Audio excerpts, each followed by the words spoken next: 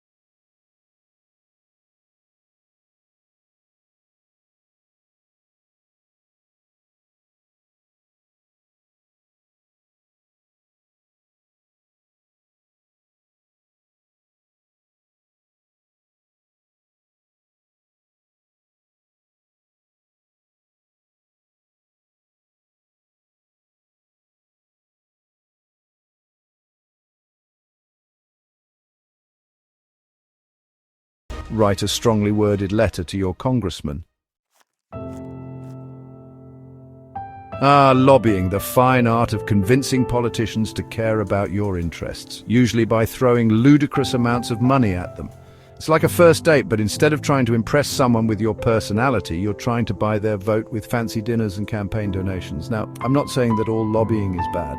Sometimes it's important for industries to have a voice in government, but the current state of lobbying is less about having a voice and more about drowning out every other voice in the room with a megaphone made of $100 bills. Imagine this.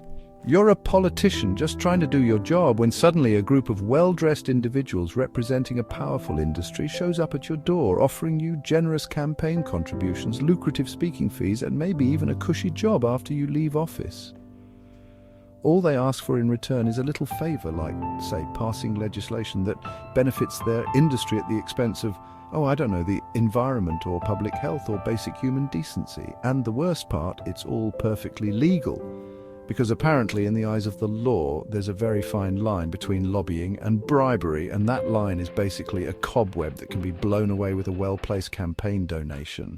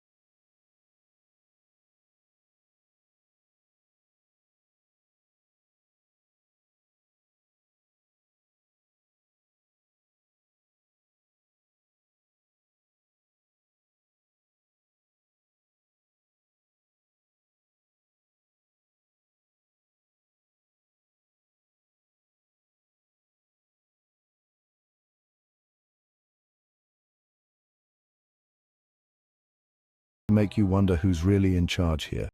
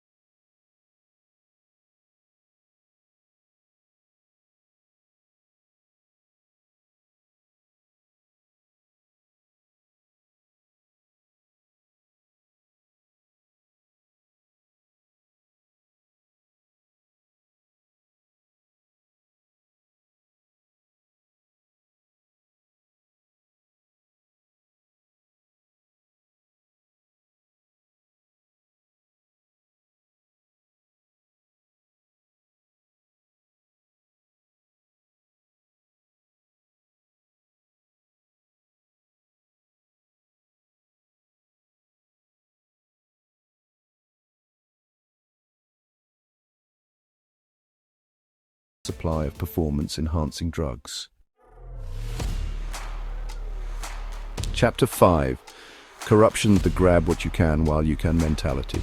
And finally we arrive at the most blatant, most egregious, most we shouldn't even have to explain this is wrong method of political enrichment, good old-fashioned corruption. We're talking about embezzlement, bribery, extortion, influence peddling, basically treating public funds like a personal piggy bank.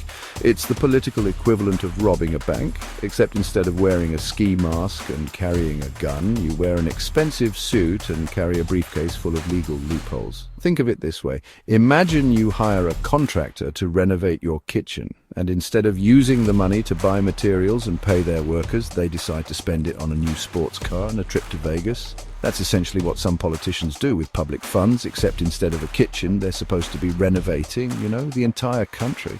And the worst part, corruption often thrives in environments where transparency and accountability are lacking. When there's little oversight and even less consequence, it creates a breeding ground for greed and abuse of power. Outro. So what can we do besides sob quietly into our tax returns? So there you have it. These are just some of the ways politicians can become incredibly wealthy while in power. It's a complex issue with many layers, but understanding these mechanisms is the first step towards accountability. Now you might be thinking, this is incredibly depressing. Is there any hope?